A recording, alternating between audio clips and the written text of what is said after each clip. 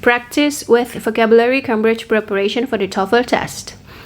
The vocabulary items consists of two types of questions. Item vocabulary terdiri atas dua tipe pertanyaan, multiple choice questions, pertanyaan dengan jawaban yang ABCD, and questions that require you to click on word or phrase in the passage. Ini tentang computer test, so we're just gonna skip it. Langsung di sini, it may be possible to guess the meaning of a word from the context. For example, consider this sentence. Guess the meaning. Kita diminta untuk menebak makna dari suatu kata. Ini kita akan membahas tentang latihan tentang vocabulary. Jadi semua tentang vocabulary atau kosakata.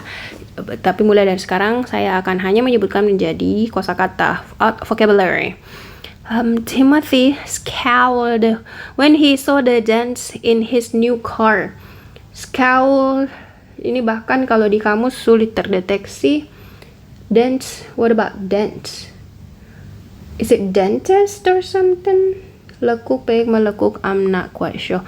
Oh, dents. Dents itu lekuk, lekukan, peyek in his new car.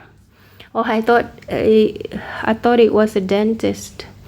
Dents berarti seperti ada yang sudah menabrak mobil barunya. Timothy, what happened with Timothy now? Scowled. We can guess that Timothy is upset when he noticed a dent in his new car. Although we can't know the exact meaning of scowl from the context, we can guess that it is a way of showing displeasure. Kita dapat menebak Timothy ini jengkel ketika dia menyadari ada lekukan di mobil barunya.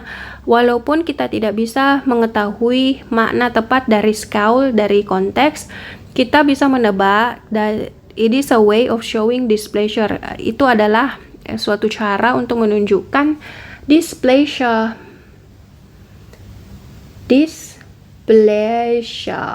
Displeasure artinya ketidaksenangan. Nah, ini pun sulit kalau kita tidak tahu apa arti dari dents. Dari dents ini tadi. Ternyata dents ini lekukan. It's not always possible to get a clue to the meaning of the word from the context. Itu tidak selalu memungkinkan kita akan mendapatkan clue makna suatu kata dari suatu konteks. Contohnya, pertimbangkan kalimat berikut. Timothy scowled when he saw Aunt Agatha. Ya, kita kan tidak tahu apa yang terjadi dengan Timothy ketika dia melihat Agatha. Unless we know that Timothy's opinion of Aunt Agatha is. Kecuali kalau kita mengetahui pendapatnya Timothy terhadap Tante Agatha. We cannot guess the meaning of scowled here. Kita tidak bisa menebak makna dari scowled di sini karena sentence-nya tidak cukup. However, other sentences in the passage might indicate what his opinion is. Tapi bisa jadi mungkin kalimat lain di passage itu bisa menjelaskan maknanya, menjelaskan opini Timothy terhadap Agatha. And this could give a clue, dan ini bisa memberikan clue terhadap makna dari scowled. Timothy scowled when he saw Aunt Agatha. Whenever she came to visit, ketika Agatha ini berkunjung, pleasant family conversations turned into angry family thoughts. Pleasant ini menyenangkan, percakapan keluarga yang menyenangkan tiba-tiba menjadi thoughts. Is that correct? How to pronounce that? Perselisihan? Feuds. Oh, feuds. Do we pronounce it as feuds? Into angry family feuds. Perselisihan. Kesenangan langsung jadi perselisihan, scowled. We can now guess that Timothy might be upset. Nah, kita bisa menebak bahwa Timothy ini bisa jadi jengkel, upset about Aunt Agatha's visit because of the way she disrupts family conversation. Karena Aunt Agatha ini disrupt artinya mengganggu